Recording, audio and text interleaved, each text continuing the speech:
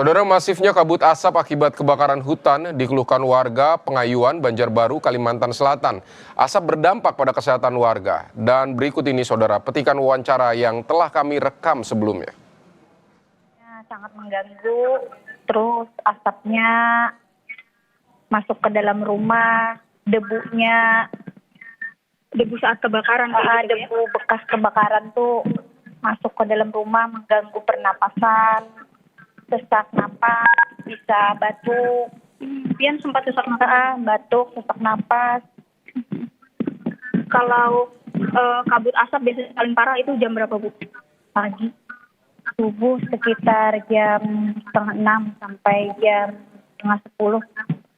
Kalau jam siang kayak gini biasanya Sudah mulai kurang. Pokoknya sekitar jam 9:30-an sudah berkurang. Bu, kalau siang gini biasanya apa lagi, Bu, yang dikhawatirkan sama warga? Yang dikhawatirkan kalau siang ini misalnya ada titik api yang bekas yang kemarin tuh takutnya menyala kembali. Kan soalnya di bawah angin. Seberapa dekat, Bu, biasanya kebakaran itu terjadi di area rumah? Tergantung relawannya, kalaunya cepat mengatasinya jaraknya lumayan jauh, kalaunya sedikit agak lambat apinya cepat mungkin bisa dekat. Saudara, terkait kabut asap akibat kebakaran hutan dan lahan, kita akan bergabung dengan jurnalis Kompas TV ada Nabila Seva dan juru kamera Saidah Aisyah. Selamat siang Nabila, jadi kabut asap di sana siang ini bagaimana? Apakah masih terlihat di sana dan mengganggu aktivitas warga?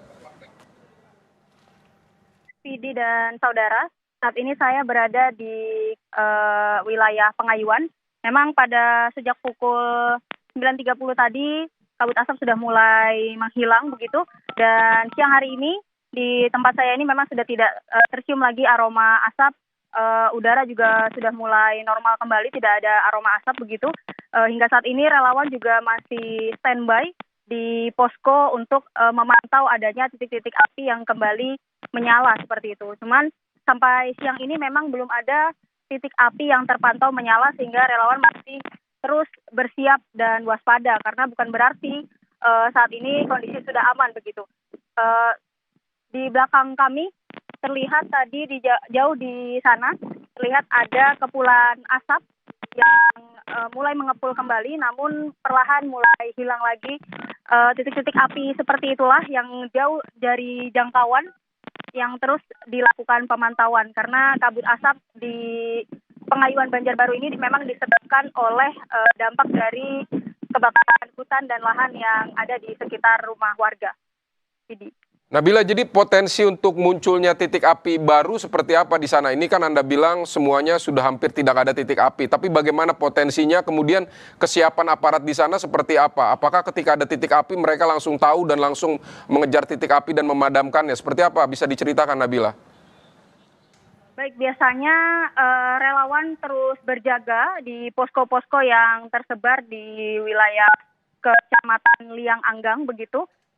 Biasanya jika ada kepulan-kepulan asap yang mulai membakar, jika sudah dalam jangkauan, maka relawan akan mulai mencari titik air dan mulai melakukan pembasahan seperti itu. Apalagi warga-warga di sini juga sudah mendapatkan sosialisasi dan pelatihan begitu, sehingga warga juga waspada terhadap lingkungan di sekitarnya jika ada melihat titik api baru dan atau titik api yang sudah dipadamkan masih menyala begitu, maka relawan langsung menuju ke titik tersebut.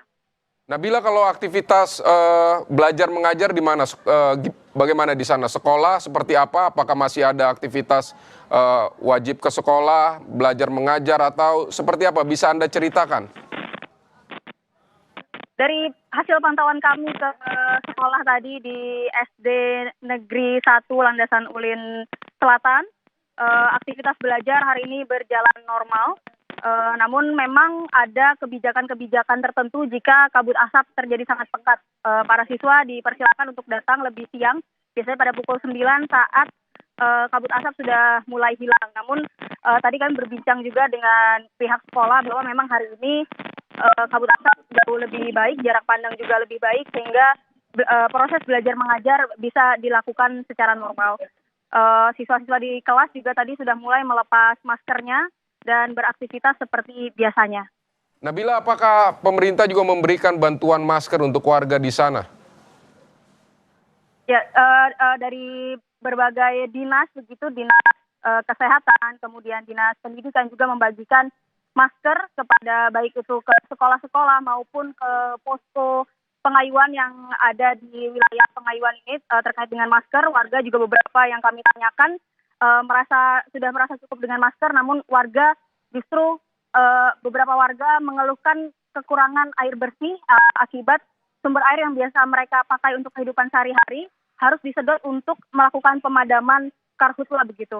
Baik, Nabila Seva dan Saida Aisyah yang memantau langsung bagaimana karhutla di Banjarbaru, Kalimantan Selatan. Terima kasih untuk laporannya kawan-kawan, selamat bertugas kembali.